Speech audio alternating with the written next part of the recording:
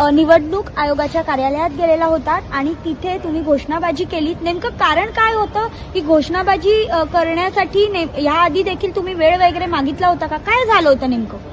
आम्ही धर्मवीर छत्रपती संभाजीराजे शौर्य प्रतिष्ठानच्या वतीने गेल्या 5 तारखेला राज्य निवडणूक आयोगाला एक निवेदन दिलं होतं, ज्यामध्ये आम्ही कळवलं होतं की जर का ईव्हीएम बंद करून लोकतंत्र वाचवण्यासाठी बॅलेट पेपरवरती मतदान घ्या, हे अशा पद्धतीचं आम्ही पत्र सुद्धा त्यांना कळवण्यात आलेलं होतं. जर का हे लवकरात लवकर नाही झालं येत्या जिल्हा परिषद असतील पंचायत समितीच्या अनुषंगाने, तर आम्ही आमरण उपोषणासारखा पावित्र्य हातात घेऊ.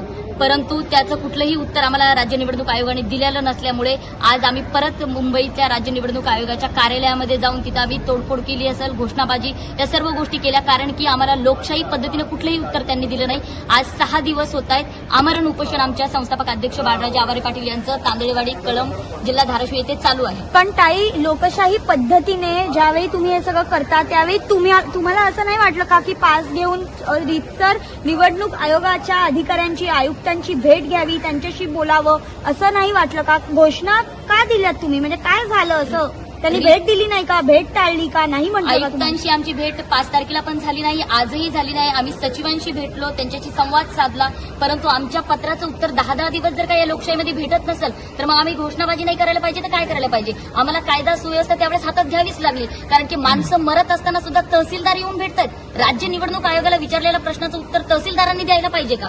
कुठे लोकशाही जिवंत आहे? जर का निवडणूक आयोगाला निवडणुका घेण्याचा अधिकार आहे तर मतदार म्हणून आमचा सुद्धा प्रश्न आहे ना त्यांना, की आम्ही विचारू शकतो की आम्ही मतदान कशा पद्धतीने केलं गेलं पाहिजे.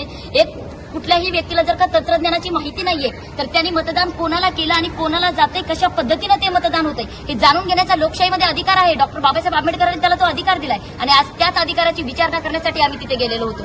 नेमका आक्षेप काय होता तुमचा? मशीन संदर्भातला आमचा आक्षेप काय आक्षेप एकच आहे की ईव्हीएम बॅन करून आम्हाला समजेल सोप्या पद्धतीमध्ये बॅलेट पेपरवरतीच मतदान घ्यायला पाहिजे. आज जागतिक महासत्ता असणाऱ्या देशांमध्ये बॅलेट पेपरवरती मतदान होतं. आज कर्नाटकमध्ये सुद्धा ईव्हीएम बॅन करून बॅलेट पेपरवरती मतदान घेण्यात आलं. मग याच राज्य निवडणूक आयोगाला कोणाचा पुळका आहे? कोणाच्या सांगण्यावरून तुम्ही ईव्हीएम वरती मतदान घेतात?